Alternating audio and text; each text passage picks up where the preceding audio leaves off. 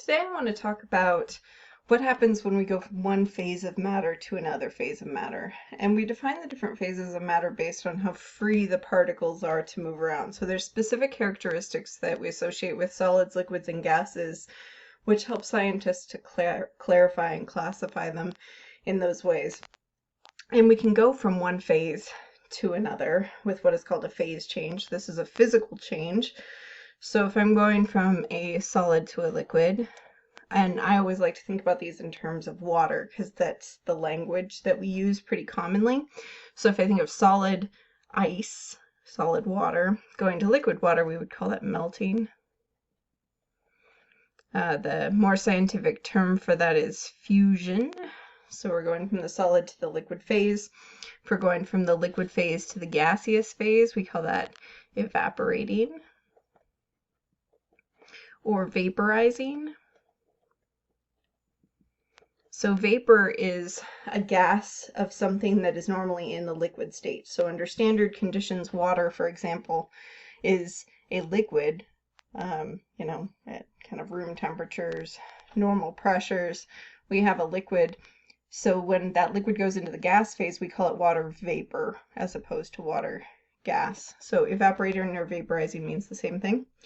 And then we can go in the opposite direction too. We can go from a gas to a liquid, like when we're taking a hot shower and that steam then condenses on the mirror. Condensation.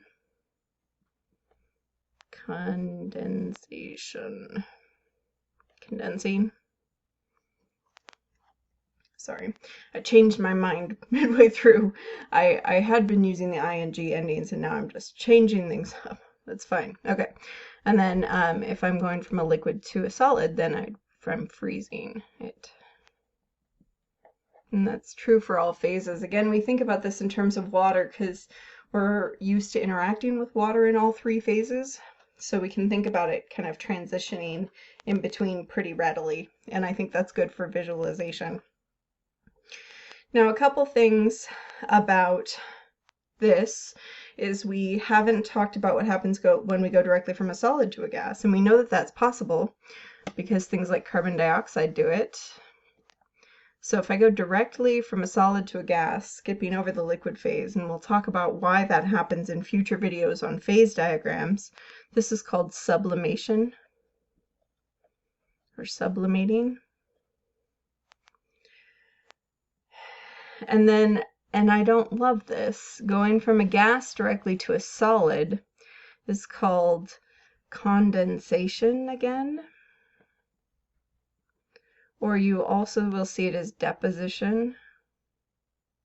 Like you're depositing the gas into a solid. Deposition. So condensation can be used from going to a gas to a liquid, but also from a gas to a solid. Again, we see this pretty readily with things like carbon dioxide. The terminology here gets a little sticky, I think. Now, if we think about this in terms of energy, because we know as chemists and scientists in general that energy is kind of what drives everything moving forward. In order to move this direction on this, to go from a solid to a liquid to a gas, or directly from a solid to a gas, in order to move that direction on my phase changes here, I have to put energy in. Right? I have to heat things up. I have to heat up a solid in order to melt it into a liquid. I have to heat up a liquid in order to make it a gas.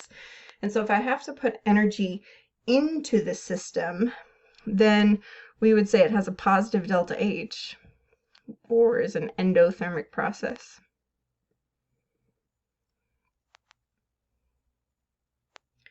So I have to put energy in order to get from a solid to a liquid to a gas. Now if we go in the opposite direction, which I would normally do this at the top, but there's not enough room and it'll get a little bit sticky, so I'm just going to go here. If we go in the opposite direction, then we have to take energy away. So we have to remove heat, or we have to cool something down, and that would make our delta H negative, because that energy has to go somewhere. It's released as heat. And that makes those processes exothermic or exergonic.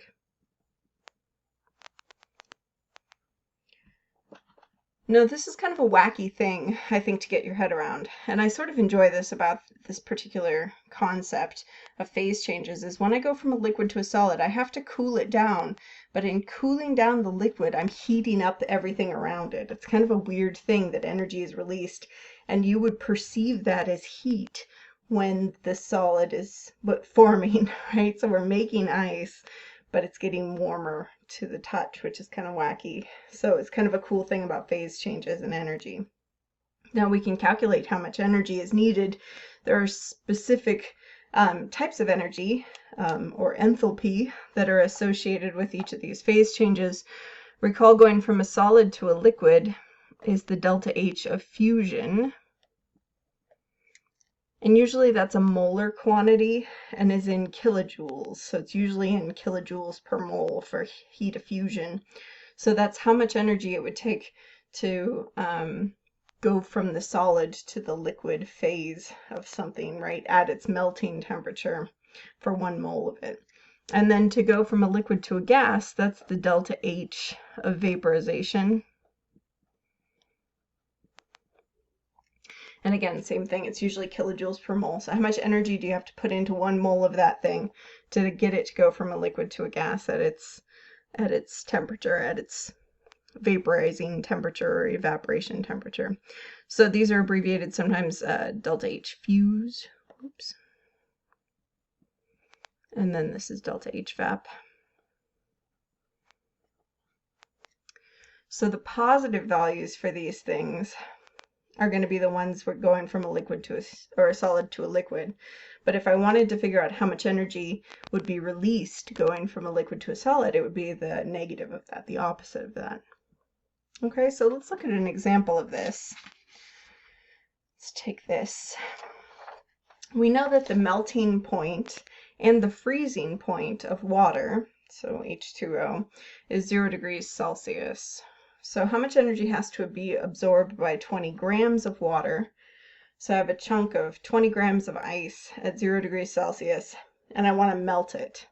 So how much energy do I have to put in order to do that? Well, I need to have a piece of information. I need to know my delta H fusion. So I can go from grams to moles. And the reason that this triggers going to moles is because I'm given grams, I'm given units with a mole in it. So 20 grams of water.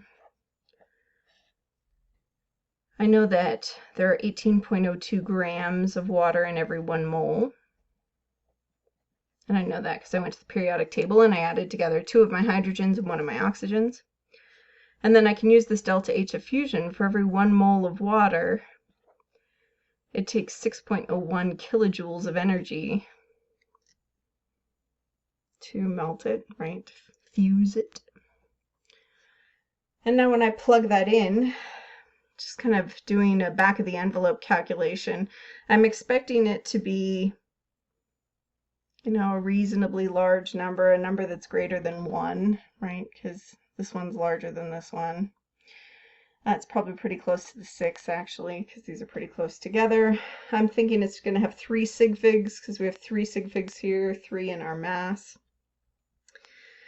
So when we plug this thing in, I get 6.67 kilojoules of energy.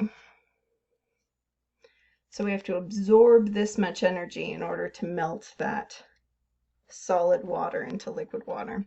So that's the way that you would use that kind of information, is you're given these delta H's, which is enthalpy, which is an energy of a chemical process or a physical process. In this case, we're going from one physical form or physical state of matter to another.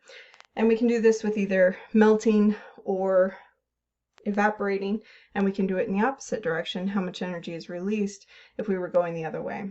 If you have any questions on this, don't hesitate to reach out. Otherwise, I will talk to you again soon.